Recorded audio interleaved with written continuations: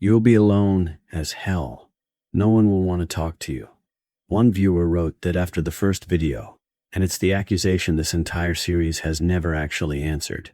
Another added, the harder version doesn't work in life unless you're willing to live alone. So, let's stop dodging it. Does practicing this actually cost you your people?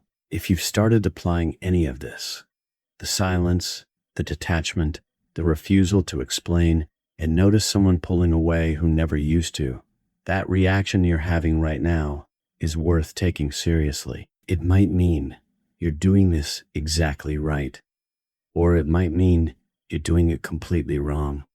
Those two outcomes look identical from the outside, and almost nobody tells you how to tell them apart. Here's the real question this video answers. Is isolation the price of this strategy, or proof that you've misapplied it? Because Machiavelli never wrote a philosophy that ends in loneliness. He wrote one that was supposed to protect the relationships worth keeping. And if you've lost those, something in the execution went wrong, not the strategy itself. Let's separate the two failure modes. One viewer described it precisely. People who can't be controlled or manipulated are hated, isolated, despised, and attacked. That's real. But notice what it's describing. Resistance from people who wanted to control you in the first place.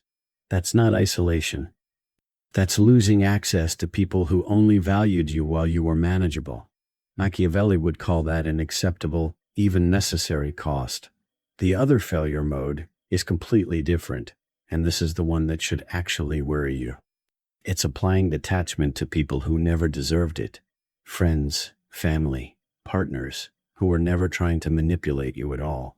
When silence stops being selective and starts being a blanket policy, you're not protecting your energy, you're just alone.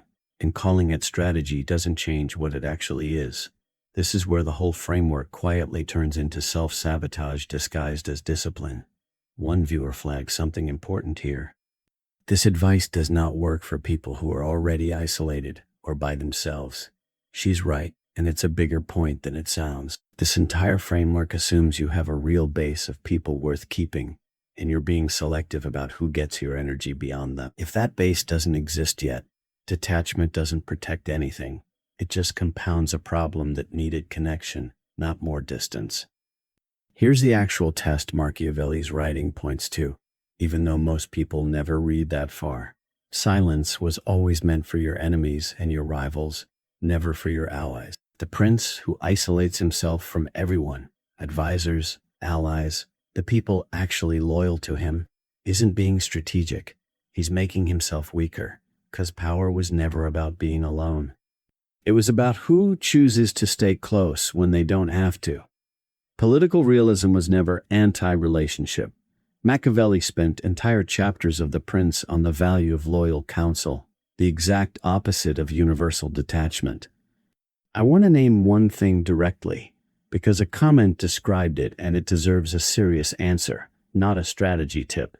One viewer described living with someone genuinely dangerous, where going silent didn't calm the situation, it escalated it. If that's your situation, none of this applies to you the way it applies to office politics or a difficult parent. Strategic silence is not a safety plan. If ignoring someone makes them more volatile or more dangerous, your priority isn't tactics. It's getting real support, a domestic violence hotline, a trusted person, a professional who can help you plan safely.